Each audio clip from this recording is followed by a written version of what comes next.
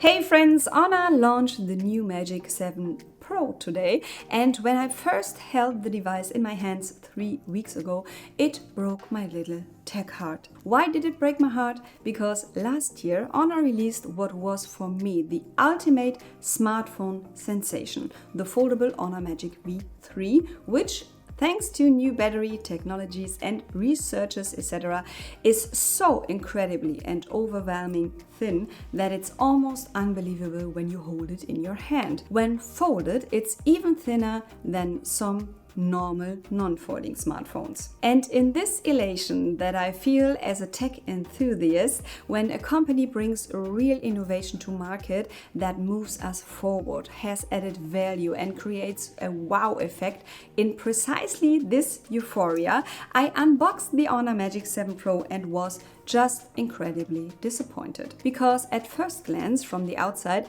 it hasn't received even a fraction of the innovation that Honor created with the Magic V3. On the contrary, compared to its predecessor, the Magic 6 Pro, it has become 1.3mm narrower, it's 0.1mm thicker, or rather, please, it's just as thick, and has even gained another 6 grams in weight. And I thought, this can't be real. I understand that a foldable smartphone is different from a normal smartphone because with more space for the battery, it can be thinner. But it's not just the battery that determines the thickness. It's like achieving a breakthrough in medicine to treat a serious illness and then deciding to use the old treatment method for the next patient. I mean, why? I really had hoped that after the Magic V3, Honor would release the thinnest smartphone of all time with the Magic 7 Pro. And now one might think probably Honor installed a larger battery than last year. But no, they didn't. While the Honor Magic 6 Pro had a 5600 mAh battery, the Magic 7 Pro only has a 5270 mAh battery, though it now charges faster with 100 watts wired and 80 watts wireless. By the way, the Chinese model has a significantly larger battery. Presumably they all got the same housing, which naturally needs space for a very large battery,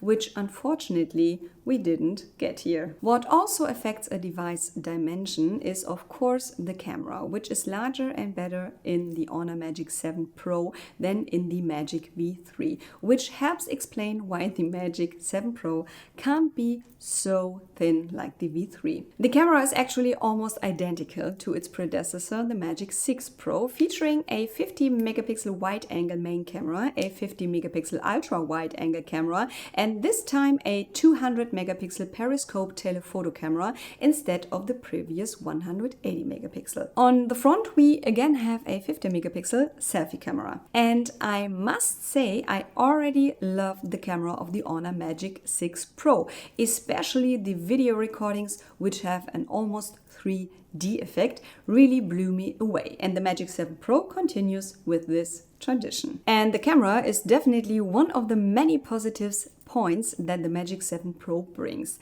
I was able to truly test it in the mountains, and so you can judge for yourself how good the camera is. Here are the recordings.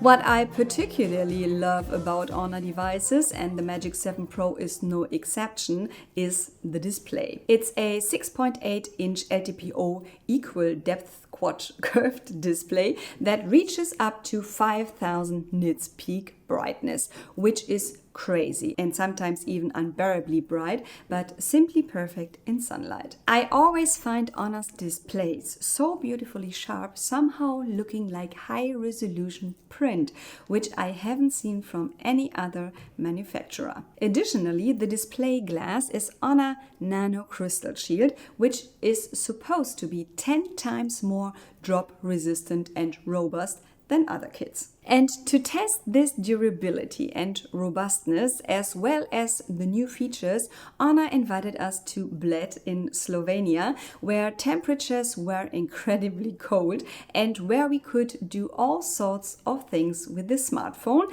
including driving over them with a quad bike without anything happening. It was really painful for all of us to watch, but apart from the screen protector, there wasn't a single scratch, let alone any breakage of the Honor, and that's really impressive. Another plus point is the new processor, as the Honor Magic 7 Pro is one of the first smartphones equipped with Qualcomm's Snapdragon X Elite processor. With the Snapdragon X Elite processor, the focus this year is clearly on AI, as with other manufacturers, and the Honor Magic 7 Pro really has some very nice features to offer. One of my personal highlight features is the AI zoom. When you zoom in over 30 times, a small AI icon appears on the display that you can activate. Then your shots are not only optimized with AI, but sometimes even completely reworked. Sometimes very interesting things come out of what the AI thinks it has recognized.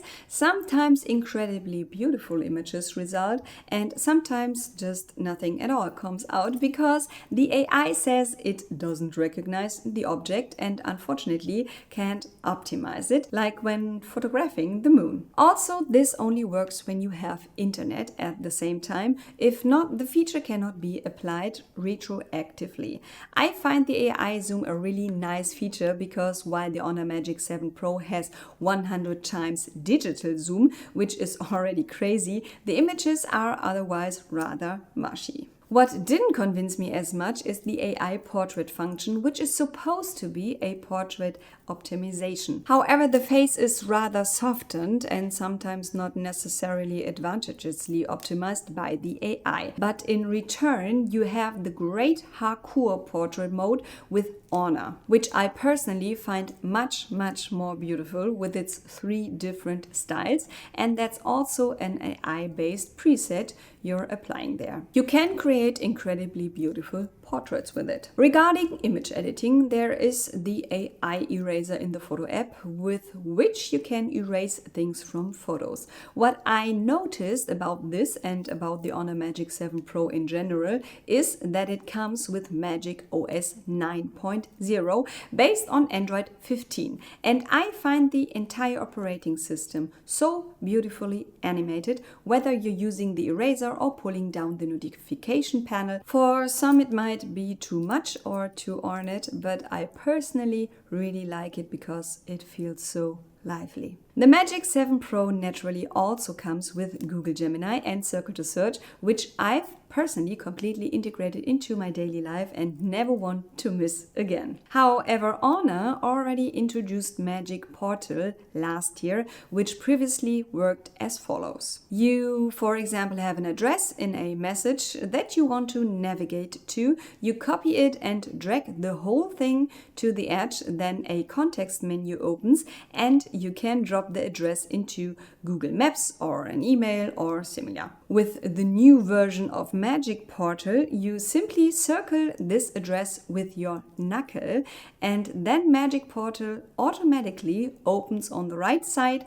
with suggestions for suitable apps. This is even smarter than the practical circle to search, because with that you basically only get Google search results. But with Magic Portal, a selection of options opens up. Do I want to send the address? Should it be opened in Google Maps, or do I want to Google it? This is basically circle to search in the advanced version, and I really enjoyed using it during testing. It's just like everything in life. You have to get used to new things and integrate them into your daily routine. Then you benefit from them. There are also other smaller AI features, for example in the Notes app or the translator, that we already know from Samsung devices, but the mentioned features are really the AI functions that matter, in my opinion. And then of course there's the price, which a retail price of 1,299 euros is quite high. However, for that you get 512 gigabytes storage and can choose between 3 different colors, which all have something going for them. Is an upgrade from the Honor Magic 6 Pro worthwhile and necessary? If you want the AI features, yes. If you don't want them, I would say no. But for anyone with an older smartphone, the Honor Magic 7 Pro is a great current flagship that brings beautiful and useful AI functions, plus a really outstanding camera, and looks good too. Even though I wish it had come thinner and lighter. Maybe next year. I hope you enjoyed my review of the Honor Magic 7 Pro today. If so, please hit the like button and subscribe to this channel, because after 10,000 followers comes 20,000 followers. With that in mind, friends, thank you so much for watching. Goodbye and see you next time. Mwah.